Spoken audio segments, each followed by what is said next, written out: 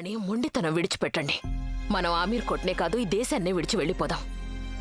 రాణా గారు లండన్లో చదువుకున్నారు. వారి స్నేహితులు చాలా మంది అక్కడే ఉన్నారు. మనం అక్కడ కొత్త జీవితాన్ని మొదలు పెడదాం. లేదు రాజమాత, పరాయి దేశంలో జీవించడం కన్నా మన దేశంలో మరణించడం మంచిది. మీరెందుకు అర్థం చేసుకోవడం లేదు రాణి? శౌర్యానికి మూర్ఖత్వానికి చాలా తేడా ఉంది. కానీ ప్రేమకి పంతానికి మధ్య తేడా ఉండదు. నేను రాణా గారిని ఎంతలా అయితే ప్రేమించానో ఈ భూమిని అంతగానే ప్రేమించాను. నేను ఇక్కడి నుంచి ఎక్కడికి వెళ్ళను. అయ్యో, మీకు అర్థం కావడం లేదు రాణి. మీరు ఒంటరి వారు కాదు. రాణా గారి ప్రతిరూపం మీలో పెరుగుతోంది. బిడ్డని కోల్పోతే బాధ ఎలా ఉంటుందో మీకు తెలీదు. మాకు తెలుసు. మీరు అర్థం చేసుకోవడానికి ప్రయత్నించండి.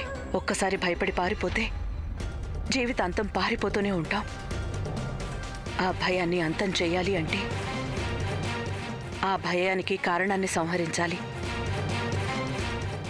ఆ నాగాని సంహరించాలి. ఆ దుర్మార్గుడు నా నుండి నా అనుకున్నవన్నీ దూరం చేశాడు. నాగా తన దాడి చేశాడు. ఇప్పుడు నేను దాడి చేస్తాను. మరి మీ బిడ్డ సంగతి ఏంటి? తన మీద ఎలాంటి ప్రభావం పడుతుంది గాయత్రి? నా బిడ్డ నక్షత్రాల్లో కాదు, కత్తుల మధ్య పెరుగుతుంది. అభిమన్యుడు పద్మవ్యూహాన్ని ఛేదించడం నేర్చుకుంది తన తల్లి కడుపులో ఉన్నప్పుడే రాజమాత.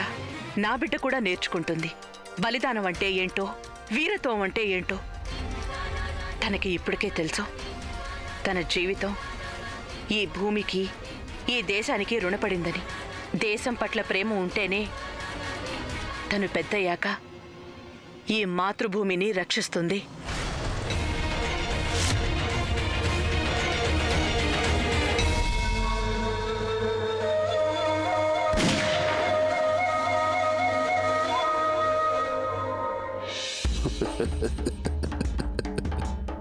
ఆంగ్లేయుల ఆయుధం చాలా బాగుంది.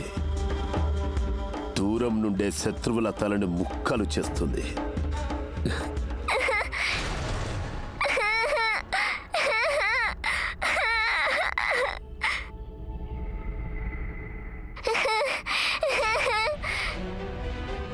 ఊరుకో నాన్న, మరేం పర్వాలేదు. మా నాన్న కదూ, మరేం పర్వాలేదు. జరుగో. నువ్విలాగే వీణ్ణి కొంగుకు ముడేసుకుంటే పేరుకే రాజులాగుంటాడు.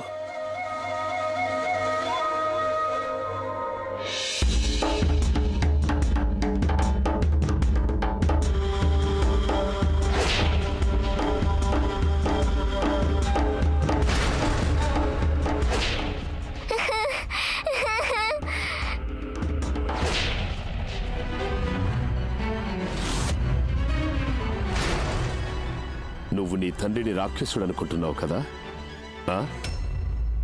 సరిగ్గానే అనుకుంటున్నావు. నీ తండ్రి ఒక రాక్షసుడు. ఎందుకంటే తను లాక్కొని తింటాడు. ఈ ప్రపంచంలో ఇదే ధర్మం.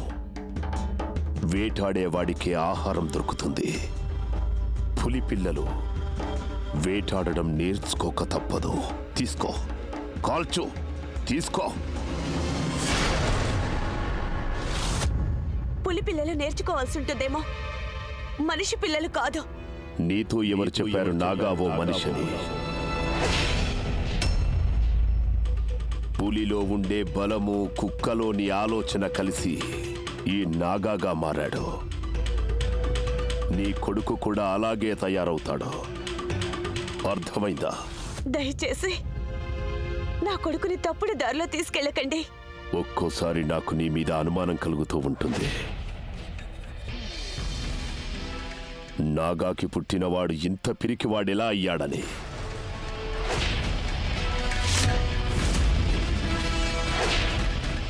ఒకవేళ నువ్వు మరెవరికైనా విని కనలేదు కదా? ఈ పిల్లిని పులిగా మార్చేందుకు ఏర్పాట్లు చెయ్యి. లేదంటే ఏ అడవి నుండైతే తెచ్చానో మళ్ళీ అక్కడే విసిరి పారేస్తాను. అర్థమైందా?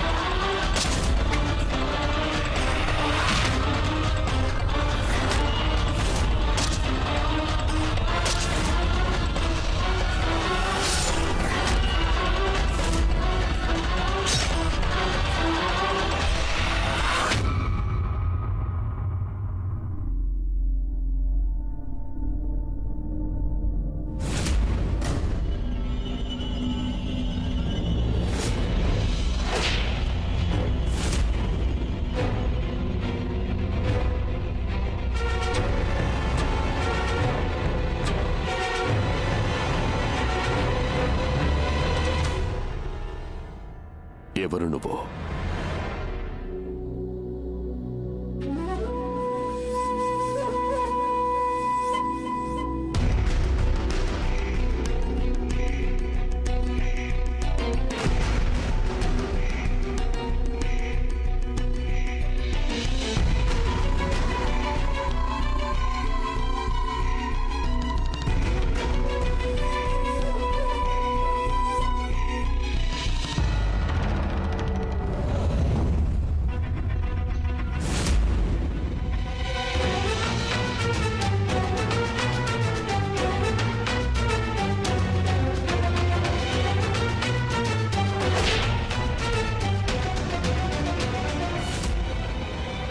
రాణి గాయత్రి, మమ్మల్ని రక్షించండి, మమ్మల్ని కాపాడండి. రాణి గాయత్రి, నాగా యొక్క సిపాయిలు మహల్కి తీసుకెళ్లిన గర్భవతులందరినీ వారందరినీ హత్య చేశారు.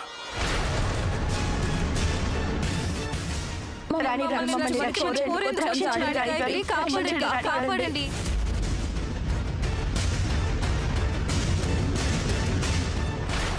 ఏంటి నువ్వు చేసిన పని లక్ష్మణ్? మనం చాలా గోప్యంగా ఉండాలి. నువ్వు రాణి గాయత్రిని, తన బిడ్డని ప్రమాదంలోకి నెట్టేశావు. ఒకవేళ వాళ్ళు వీరిని వెతుక్కుంటూ ఇక్కడికి వచ్చేస్తే అప్పుడు పోరాటం ఒకరు కాదు, ఎందరో గాయత్రులు చేస్తారు.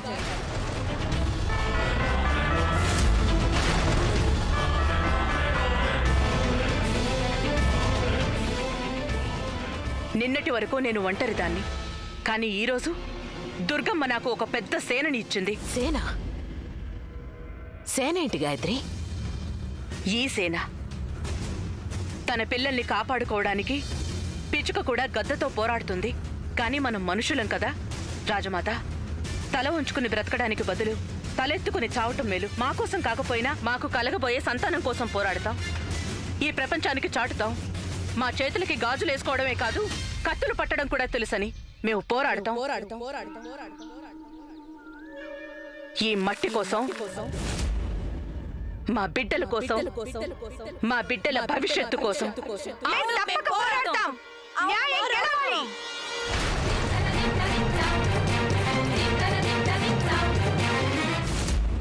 పోరాడాలంటే పూర్తిగా శిక్షణ పొందిన తర్వాతే పోరాడాలి.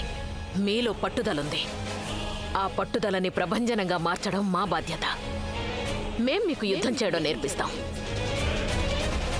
రాణి గాయత్రీ దేవికి జై! రాణి గాయత్రీ దేవికి జై! రాణి గాయత్రీ దేవికి జై! ఇదిగో దొరా గాయత్రి వాళ్ళ అమ్మ. మిగిలిన వారంతా పారిపోయారు.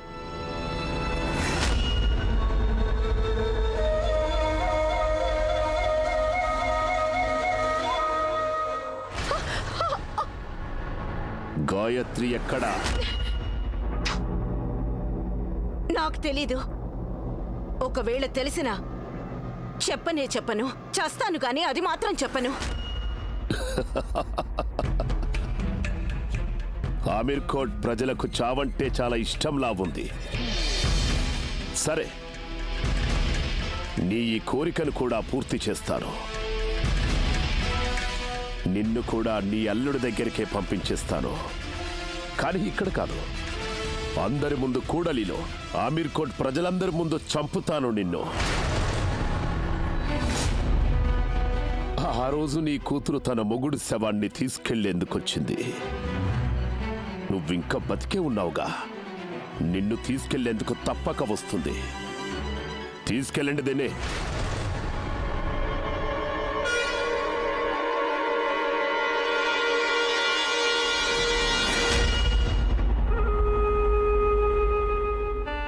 ఎరగా గింజలు వేశాం. ఇక పిచ్చుక తప్పక చిక్కుతుంది. వచ్చిన కబురు సరైందే రాణి గాయత్రి.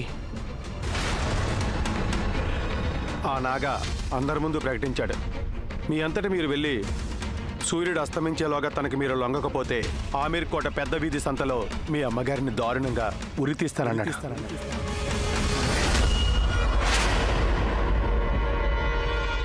వాడు మనిషి కాదు, రాక్షసుడు. నేనెప్పటికీ నీతోటి నాన్నగారితోనే ఉంటాను. అమ్మా నాన్నలకి జీవితాంతం తోడుంటావా? నీ కూతురు ఎలాగో ఉంటుంది. నీ సంగతి చెప్పు. నేను లేకుండా ఉండగలవా నువ్వు? లేదుగా.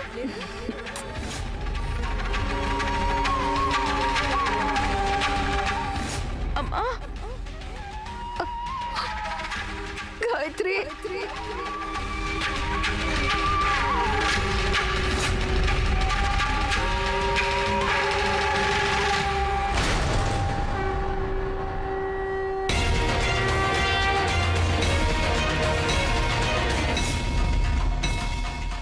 మా అమ్మని చనిపోనివ్వండి.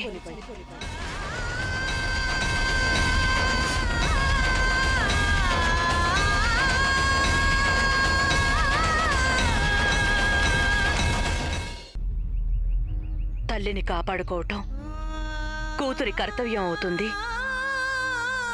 కానీ ఈ క్షణం నేను కేవలం ఒక కూతుర్ని కాదు, ఒక తల్లిని కూడా, ఒక రాణిని కూడా.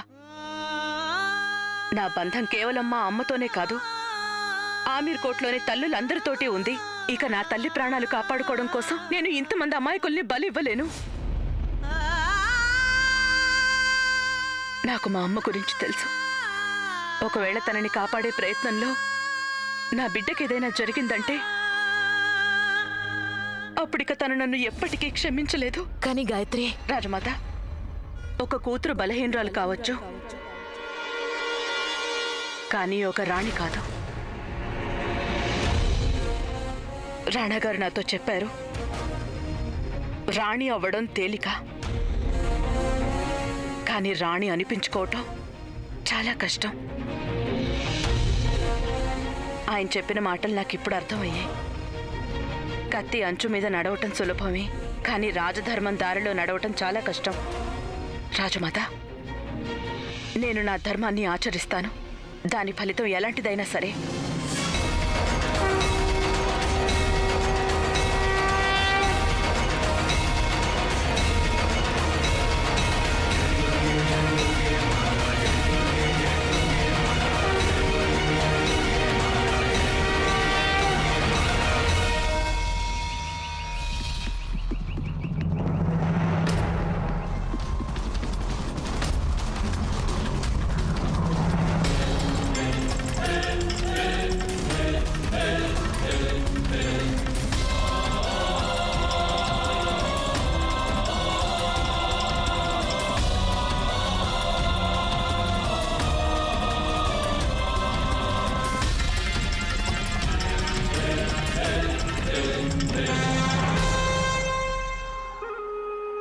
మేం గింజలు ఎరగా వేశాం, ఇక పిచ్చుక రావడమే తరువాయి.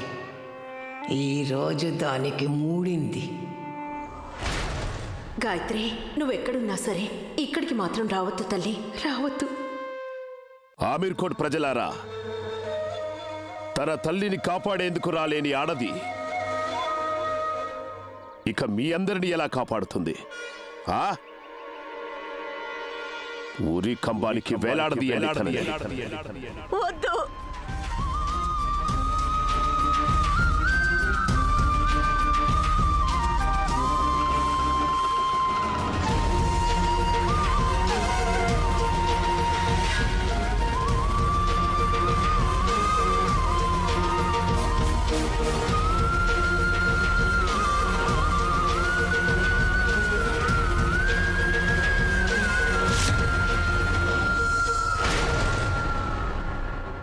గాయత్రి, నువ్వు ఒకవేళ మీ అమ్మ ప్రాణాలు కాపాడాలి అనుకుంటే మర్యాదగా బయటికి రా. మేం 5 వరకు లెక్క పెడతాం.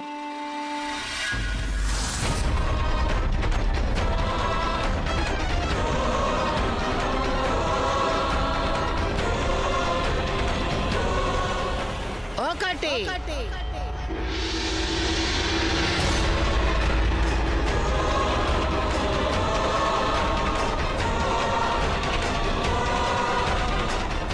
2, 3.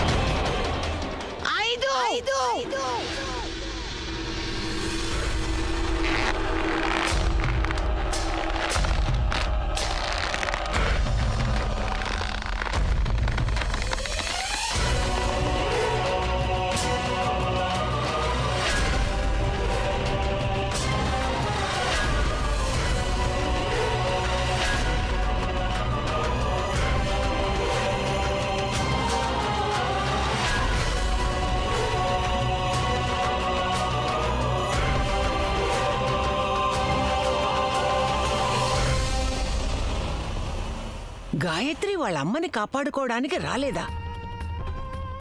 ఎందుకు అలా చేస్తుంది? లేక నిజంగా చచ్చిపోయిందా? నిజంగా తను చనిపోయి ఉంటే మా మనసు ఎందుకు ఇంత ఆరాటపడుతోంది?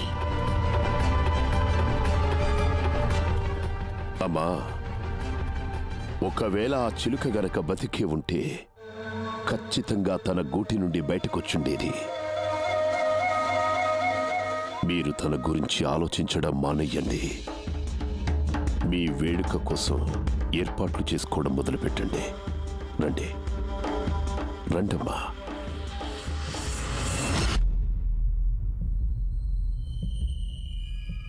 మీరెలా అయితే ఊహించారో సరిగ్గా అలాగే జరిగింది రాణి గాయత్రి. నాగాకి నమ్మకం కుదిరింది. అయితే మీరు చనిపోయి ఉండాలి, లేదా ఆమీర్ కోట సరిహద్దులు దాటి మీరు తిరిగి రానంత దూరం వెళ్ళిపోయి ఉండాలి అని.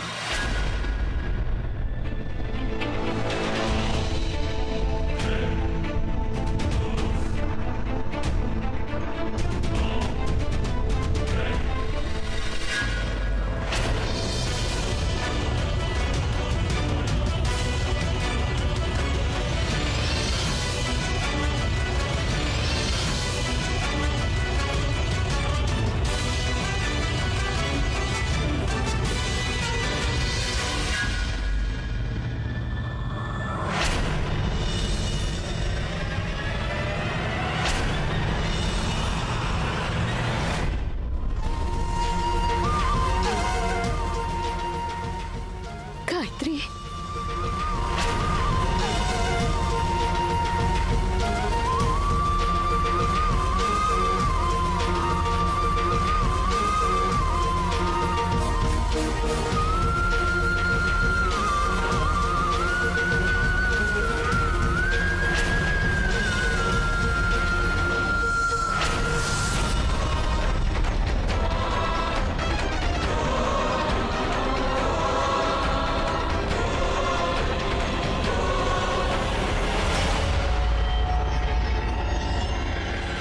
ఉరి కంబానికి వేలాడదీయండి తనని. వద్దు.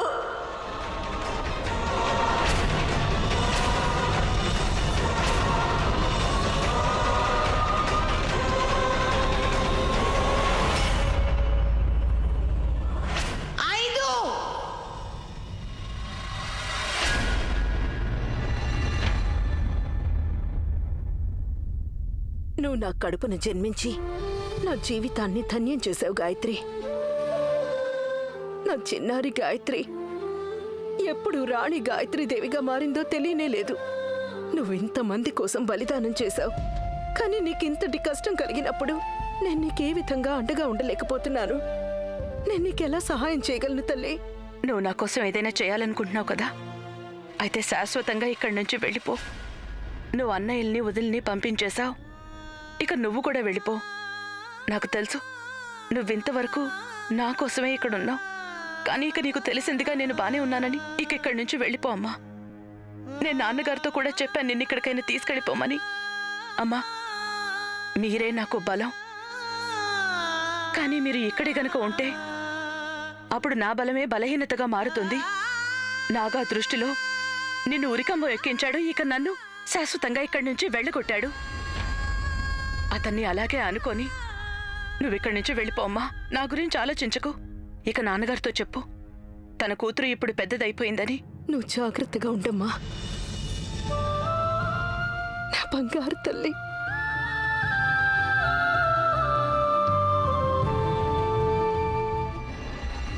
వెళ్లాల్సిన వాళ్ళు వెళ్ళిపోయారు, ఇక నువ్వు వచ్చేవారి వేగం చూడు నాగా. నేను రాణాగారి చావుకి ప్రతీకారం తీర్చుకుంటాను. ఆ ప్రతీకారం నీ రక్తంతోనే జరుగుతుంది.